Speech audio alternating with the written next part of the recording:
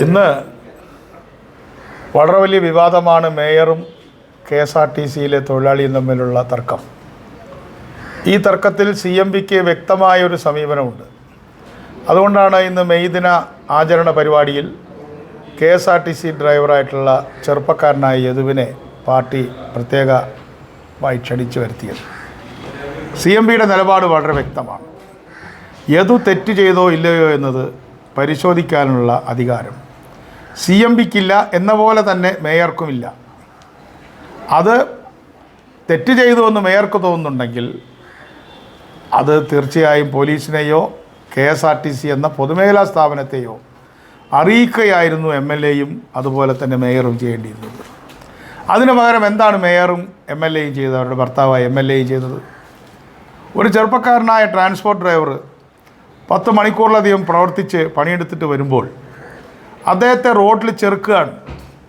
അങ്ങനെ ചെറുക്കാൻ ഏത് വകുപ്പാണ് അവർക്ക് അധികാരം നൽകിയത് എന്ന് വ്യക്തമാക്കാനുള്ള ഉത്തരവാദിത്തം തൊഴിലാളി വകുപ്പ് മന്ത്രി, ലേബർ വകുപ്പ് മന്ത്രി ശിവൻകുട്ടിക്കുണ്ട്. ശിവൻകുട്ടിക്ക് പറയണം, ശിവൻകുട്ടി മേയറായിരുന്നു, MLA ആയിരുന്നു, ഇപ്പോൾ മന്ത്രിയാണ്.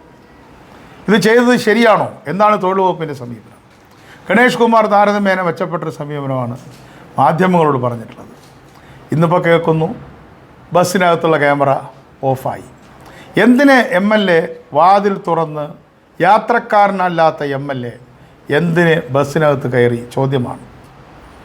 എന്തിന് ആക്രോശിച്ചു? ഏത് തെറ്റ് ചെയ്തിട്ടില്ല എന്ന് പറയാൻ CMB തയ്യാറല്ല. തെറ്റ് ചെയ്തിട്ടുണ്ടെങ്കിൽ പരിശോധിക്കണം. ഇന്ന് മെയ് ദിനമാണ്. 3 കാര്യങ്ങൾക്ക് വേണ്ടിയാണ് മെയ് ദിന പ്രസ്ഥാനം നിലകൊള്ളുന്നത്. ഒന്ന്, തൊഴിലാളിയുടെ അർഹമായ കൂലി, മാന്യമായ ജോലി സമയം, അതാണ് 8 മണിക്കൂർ മുദ്രാവാക്യം. അതേപോലെ തന്നെ അവൻ്റെ ജോലി ചെയ്യാനുള്ള അവകാശം. അവൻ ജോലി ചെയ്തുകൊണ്ടിരിക്കുമ്പോൾ അവൻ്റെ ഇടയിലേക്ക് അവൻ്റെ ഉടമസ്ഥൻ പോലും കയറി വരാൻ പാടില്ല. കൃത്യമായ നിയമാവലി ഒരു ഫാക്ടറിയിലുണ്ട്. ഒരു ഫാക്ടറി തൊഴിലാളി പണിയെടുക്കുമ്പോൾ ആ ഫാക്ടറിയുടെ മുതലാളിക്ക് അവിടെ കയറി വന്ന് അവനെ തടയാൻ അധികാരമില്ല. അതിന് കൃത്യമായ നിയമാവലിയുണ്ട്. അതാണ് തൊഴിലാളിയുടെ അവകാശം. തൊഴിൽ ചെയ്യാനുള്ള അവകാശം, കൂലി കിട്ടാനുള്ള അവകാശം, കൃത്യമായ സമയം പണിയെടുക്കാനുള്ള അവകാശം. ഇത് 3 ലംഘിക്കപ്പെട്ടിരിക്കുന്നു KSRTCയിൽ. യദുവിന് കഴിഞ്ഞ മാസം ശമ്പളം കിട്ടിയോ? കഴിഞ്ഞ മാസത്തെ ശമ്പളം ഇപ്പോൾ 10,000 രൂപ വന്നിട്ടുണ്ട്. 10,000 മുഴുവൻ ശമ്പളം കിട്ടിയിട്ട് ഇല്ല. മുഴുവൻ ശമ്പളം കൊടുക്കുന്നില്ല. തൊഴിലാളി ദിനമാണ്. തൊഴിലാളിയുടെ ശമ്പളം വാങ്ങിച്ചു കൊടുക്കാൻ കഴിയാത്ത നേതാക്കന്മാരാണ് തൊഴിലാളിയെ നല്ല ശീലം പഠിപ്പിക്കുന്നത്. നിങ്ങളാദ്യം നല്ല ശീലം പഠിക്കൂ, ആദ്യം ശമ്പളം കൊടുക്കൂ.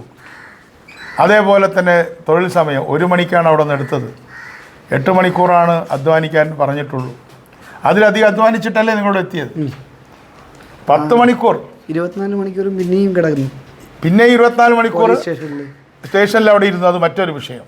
അപ്പോൾ 8 മണിക്കൂറിലധികം അധ്വാനിച്ച ഒരു തൊഴിലാളിയാണ്, കൃത്യമായി ശമ്പളം കൊടുക്കാത്ത തൊഴിലാളിയാണ് തമ്പുരാൻ കളിച്ച് MLAയും മേയറും കൂടെ തടഞ്ഞത്. അതുകൊണ്ട് CMB ഒരു കാര്യം പറയും, തമ്പുരാൻ കളിയൊന്നും പറ്റില്ല. ഞാൻ ആവർത്തിക്കുന്നു, യദു തെറ്റ് ചെയ്തിട്ടില്ല എന്ന് പറയാൻ ഞങ്ങളില്ല. തെറ്റ് ചെയ്തോ ഇല്ലയോ എന്ന് പരിശോധിക്കപ്പെടേണ്ട മാർഗങ്ങളിലൂടെയാണ്, വ്യവസ്ഥാപിതമായ മാർഗങ്ങളിലൂടെ മാത്രം ശിക്ഷിക്കപ്പെടുക എന്നത് തൊഴിലാളി അവകാശമാണ്. ഈ അവകാശത്തിന് വേണ്ടിയാണ് പാർട്ടി നിലകൊള്ളുന്നത്. അതുകൊണ്ട് അദ്ദേഹത്തെ ആരും വരട്ടാനൊന്നും നോക്കണ്ട.